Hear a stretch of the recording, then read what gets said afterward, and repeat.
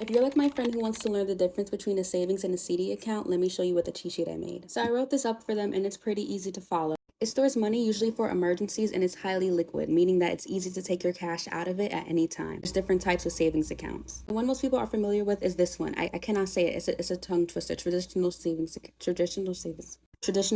account. Okay, I did it. The APY, or the interest that you would get for keeping your money in that account, is very low, usually under 1%. That's why it's usually recommended to use a high yield savings account where you're able to get about a 3 to 4% interest rate. That means that if you deposit $5,000 into a savings account, after 12 months, you would have about $21 that you made in interest in a regular savings account versus about $215 that you made in a high yield savings account. So it's very clear which one is preferable. CDs, however, stand for Certificate of Deposit. In this type of account, you would deposit a certain amount of money and have it locked in for a certain amount of time. This can range from a month or 3 months to about like a few years. CDs do have an advantage because they usually have good interest rates similar to a high yield savings account.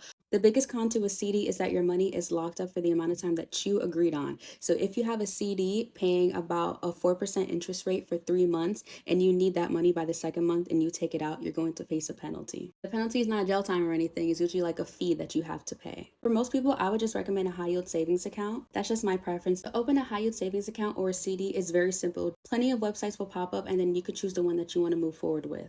Always make sure to read the requirements and know if there's any minimum balances or any minimum deposits. I use Amex's high yield savings account. Right now it has about a 3.6 APY. That's just my recommendation because I like the interest rate and the ease of the platform. This is not sponsored at all, so if you want to choose a different company, that's perfectly fine. I hope this helps you understand the difference, and if you have more questions, just comment down below. I'm gonna move out the way so that way you can get a screenshot if you need.